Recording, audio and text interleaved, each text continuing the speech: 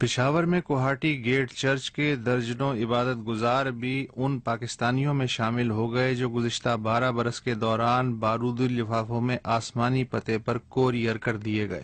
یوں 7ویں آسمان پر اس وقت لگ بھگ 50,000 پاکستانی بین المذاہب و بین النسل ڈائیلاگ میں مصروف ہیں اور روزانہ 20 سے 25 نئے مندوب جسم کی آلائش سے آزاد ہو کر اس جلسے میں شرکت کے لیے پاک زمین سے روانہ ہو رہے ہیں۔ اب آسمان ہی ایسی جگہ ہے جہاں کا لا اینڈ آرڈر یہاں کے مقابلے میں قدرے بہتر ہے۔ کم از کم وہاں سب عقائد و خیالات کی ارواح ساتھ بیٹھ کر اسلحے سے پاک ماحول میں مرنے کے خوف سے آزاد کھل کے گفتگو کر سکتی ہیں۔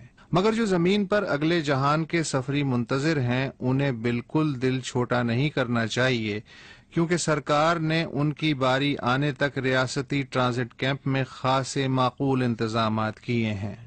مثلا ہر مسافر کو اس کی سماجی و منصبی حیثیت کے مطابق 1 لاکھ سے 20 لاکھ روپے بطور زاد راہ دینے کی اسکیم جاری رہے گی۔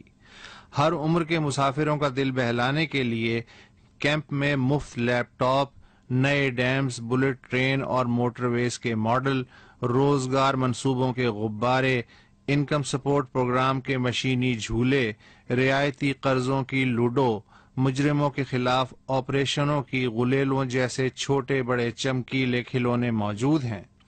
ان دنوں چونکہ رش کا سیزن ہے لہذا فلائٹ آگے پیچھے ہو سکتی ہے، مگر یہ یقینی ہے کہ بالآخر سب کی باری آ جائے گی۔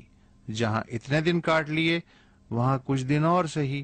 پچھلوں نے جس کوریئر کمپنی کو پروفیشنل اور اپنا سمجھ کے یہ سفری ٹھیکہ دیا تھا، آج کل اس کے دماغ جانے کیوں آسمانوں پر ہیں۔ لہذا سرکار اس بدتمیز کمپنی کے بورڈ آف ڈائریکٹر سے میز پر آمنے سامنے نئی شرائط طے کرنے کے لیے بچولیوں کی مدد سے مخلصانہ کوشش کر رہی ہے تاکہ رہ جانے والے مسافر بلا اضافی تکلیف اپنی آخری منزل تک پہنچ سکیں۔ کسی بھی دن کوئی اچھی خبر آ سکتی ہے۔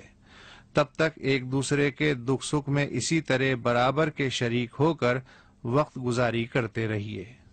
ابھی کچھ دیر باقی ہے یہاں پر شام ڈھلنے میں، ابھی کچھ دیر باقی ہے یہاں موسم بدلنے میں، ابھی کچھ دیر میں یہ روشنی دم توڑ جائے گی، ابھی کچھ دیر میں مل جائیں گے سب خواب مٹی میں۔